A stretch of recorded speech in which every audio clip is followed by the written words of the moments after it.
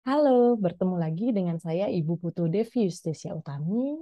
Saya adalah salah satu dosen pada Fakultas Hukum Universitas Udayana. Pada kesempatan kali ini, saya akan memberikan materi mengenai mata kuliah hukum perbankan. Saya izin share screen terlebih dahulu.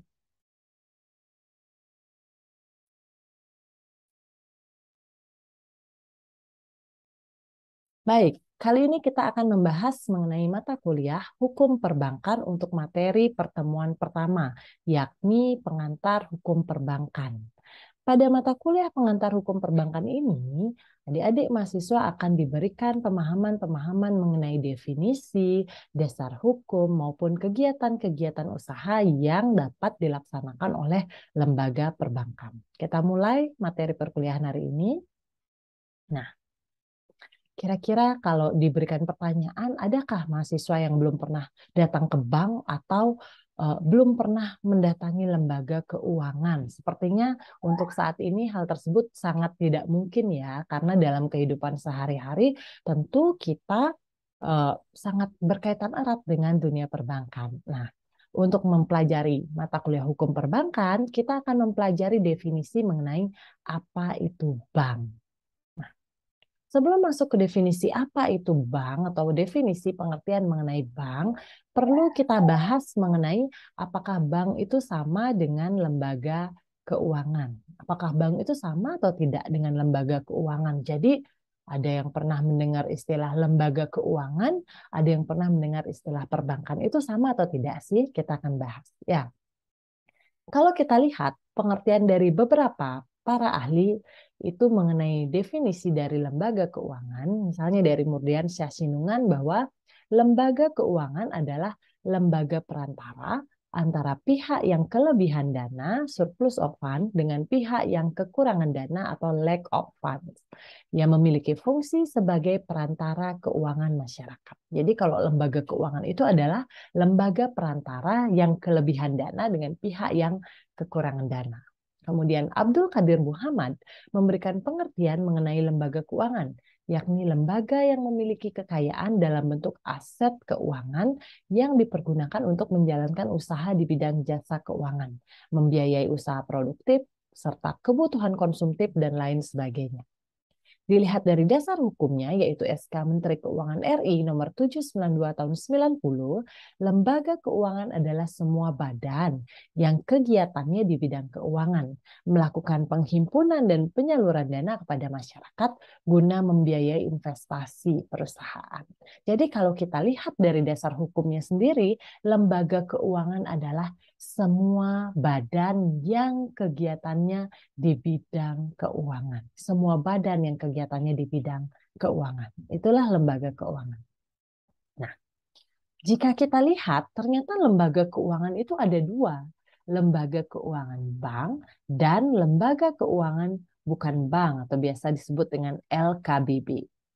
Jadi ketika tadi dipertanyakan apakah bank sama dengan lembaga keuangan, ternyata bank adalah merupakan salah satu bagian dari lembaga keuangan, yakni lembaga keuangan bank. Karena ada satu lagi yaitu lembaga keuangan bukan bank atau biasa disebut dengan LKBB.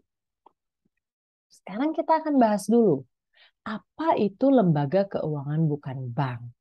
Menurut Rudi Bahrudin, lembaga keuangan bukan bank adalah lembaga keuangan yang selain dari bank, yang dalam kegiatan usahanya tidak diperkenankan untuk menghimpun dana secara langsung. Poinnya adalah tidak diperkenankan untuk menghimpun dana secara langsung dari masyarakat dalam bentuk simpanan. Jadi, kalau lembaga keuangan bukan bank, dia tidak dapat menghimpun dana secara langsung dari masyarakat dalam bentuk simpanan.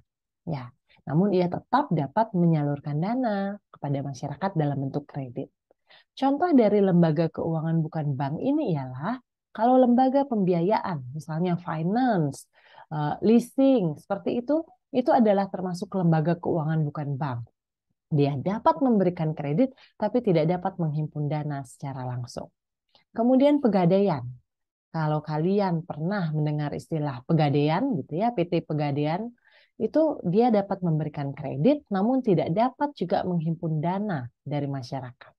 Kemudian asuransi, itu dia dapat menghimpun dana, tapi bukan dalam bentuk simpanan, tapi ia adalah lembaga keuangan bukan bank yang menghimpun dalam bentuk premi. Jadi sebenarnya yang dibayarkan oleh anggota asuransi itu adalah premi ya, bukan menabung dalam bentuk simpanan. Kalau koperasi, dia dapat memberikan kredit, dapat menghimpun simpanan, tapi bukan untuk masyarakat umum, tapi hanya kepada anggotanya. Jadi tidak secara langsung kita bisa menyimpan, kita akan dijadikan anggota dari koperasi tersebut. Dan yang terakhir adalah pasar modal, kegiatan usahanya di bidang lembaga keuangan, yakni untuk perdagangan saham, surat utang, obligasi, dan reksadana. Seperti itu. Mudah-mudahan bisa dipahami. Lembaga keuangan bukan bank tidak diperkenankan menghimpun dana secara langsung dari masyarakat dalam bentuk simpanan. Lalu, apa lembaga keuangan bank? Nah, kalau kita melihat apa sih lembaga keuangan bank, itu ternyata adalah lembaga keuangan yang kegiatan usahanya menghimpun dana dari masyarakat dan menyalurkannya kembali ke masyarakat dalam bentuk kredit serta memberikan jasa-jasa lainnya. Kalau Opi Simorangkir, beliau adalah salah satu ahli hukum memberikan pengertian mengenai bank, yakni salah satu badan usaha lembaga keuangan yang bertujuan untuk memberikan kredit dan jasa-jasa. Berkaitan dengan dasar hukum bank, kalian harus pahami bahwa dasar hukum bank itu ada di Undang-Undang Nomor 10 Tahun 98 tentang perubahan atas Undang-Undang Nomor 7 Tahun 92 tentang perbankan. Di mana Undang-Undang Nomor 7 Tahun 92 tentang perbankan itu telah mengalami perubahan, yakni dirubah dengan Undang-Undang Nomor 10 Tahun 98. Jadi beberapa pasal pada Undang-Undang Nomor 7 Tahun 92 masih berlaku, namun beberapa pasal yang telah dirubah, kemudian yang berlaku adalah ketentuan-ketentuan dalam Undang-Undang Nomor 10 Tahun 98. Apa kemudian pengertian bank? Kalian bisa lihat definisi mengenai bank ada di pasal 1 angka 2 Undang-Undang Nomor 10 Tahun 98. Bank adalah badan usaha yang menghimpun dana dari masyarakat dalam bentuk simpanan dan menyalurkannya kembali ke masyarakat dalam bentuk kredit atau bentuk-bentuk lainnya dalam rangka meningkatkan taraf hidup rakyat banyak. Jadi, menghimpun dana dalam bentuk simpanan, kemudian menyalurkannya kembali ke masyarakat dalam bentuk kredit. Sesuai dengan definisi pada pasal 1 angka 2 Undang-Undang Nomor 10 Tahun 98. Mudah-mudahan bisa dipahami. Kalau tadi lembaga keuangan bukan bank, tidak dapat menghimpun dana secara langsung dan menyalurkannya dan dapat menyalurkan dana dalam bentuk kredit. Kalau bank itu adalah dapat menghimpun dana dalam bentuk simpanan dan menyalurkannya ke masyarakat dalam bentuk kredit. Jadi poinnya di situ. Jadi apakah bank sama dengan lembaga keuangan? Bank adalah salah satu bagian dari lembaga keuangan, di mana lembaga keuangan itu adalah segala lembaga yang bergerak dalam bidang keuangan, baik itu bank maupun lembaga keuangan bukan bank. Ya, mudah-mudahan bisa dipahami sampai di situ. Kemudian kalau tadi kita belajar mengenai bank adalah lembaganya yang menghimpun dan menyalurkan dana serta memberikan jasa-jasa lainnya, perbankan itu apa? Perbankan adalah segala sesuatu yang menyangkut tentang bank, segala sesuatu. Tidak hanya mempelajari tentang kelembagaannya, tapi juga kegiatan usahanya, cara dan proses dalam melaksanakan kegiatan usahanya. Itu sesuai dengan ketentuan pasal 1 angka 1 Undang-Undang Nomor 10 Tahun 1998. Jadi hukum perbankan apa? Tadi sudah memberikan pengertian mengenai bank, kemudian perbankan, kemudian hukum perbankan itu apa? Hukum perbankan itu adalah biasa disebut dengan banking law. Kalau kita lihat pendapat Jumhana, hukum perbankan adalah sekumpulan peraturan hukum yang mengatur kegiatan lembaga keuangan. Jadi sekumpulan peraturan hukum yang mengatur kegiatan lembaga keuangan bank, baik aspek esensi, eksistensi, dan hubungannya dengan kehidupan yang lain. Jika kita lihat pendapat dari Munir Fuadi, hukum perbankan adalah seperangkat kaidah hukum dalam bentuk peraturan perundang-undangan, jurisprudensi, doktrin yang mengatur masalah perbankan. Jadi hukum perbankan segala peraturan atau sekumpulan peraturan yang mengatur mengenai lembaga keuangan bank, segala esensinya, mulai pendiriannya, kegiatan usahanya, serta aspek-aspek hukum yang lainnya. Itu adalah hukum perbankan. Mudah-mudahan bisa dipahami. Selanjutnya, apa sih fungsi dan peranan bank gitu ya? Fungsi dan peranan bank itu ada 3 fungsinya. Pertama sebagai agent of trust, kedua sebagai agent of development, yang ketiga sebagai agent of service.